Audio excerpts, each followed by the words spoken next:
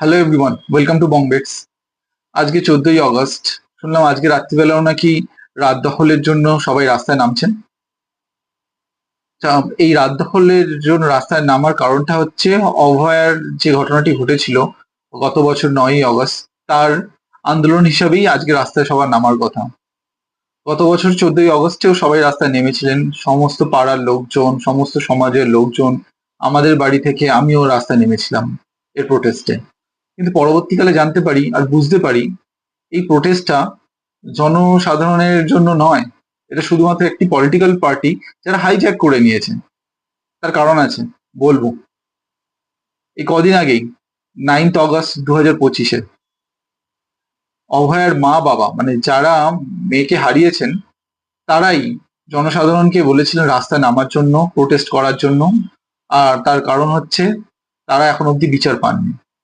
তারা গেছিলেন এই 1 বছর ধরে যারা এই অভয়ার বিচারের দাবিতে রাস্তায় নেমেছে, পার্টিকুলার একটি পলিটিক্যাল পার্টি আর জুনিয়র ডক্টর স্পেশালি, তাদের কাছে অনুরোধ করতে যে 9th অগস্ট যে প্রোটেস্টটা উনি ডেকেছেন বা যে আন্দোলনটা ডেকেছেন নবান্ন অভিযানের, সেখানে যোগদান করার জন্য।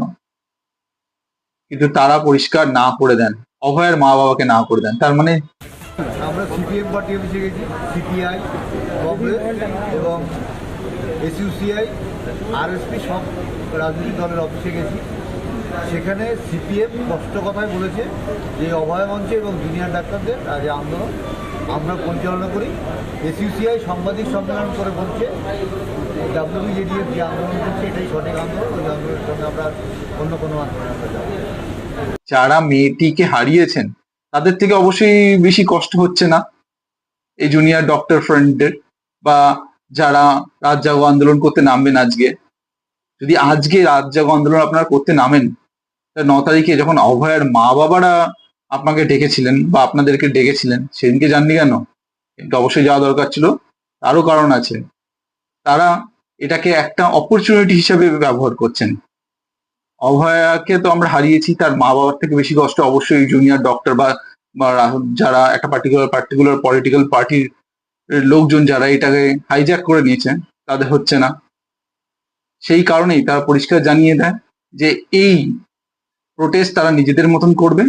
আর এই প্রোটেস্টের আরেকটা কারণ হচ্ছে এই প্রোটেস্টের থ্রুতে একটা ফান্ড জোগাড় করা হচ্ছে বলে অভিযোগ। আর এই ফান্ড পলিটিক্যাল যে ব্যাটেল হয় সেটাতে ব্যবহার করা যাবে, ভোটের জন্য ব্যবহার করা হবে। তো অবশ্যই আজকে যে রাত জাগো বা রাত দখলের যে অভিযান আছে বা যে আন্দোলনের ডাক আছে বা কর্মসূচি আছে, তাতে একটু ইন্টারেস্টেড নই। তার কারণ অভয়ের মা বাবা 9th অগস্টে যখন সবাইকে ডেকেছিল, এই বামপন্থী জুনিয়র ডক্টর এরা না করে দিয়েছিল আসতে।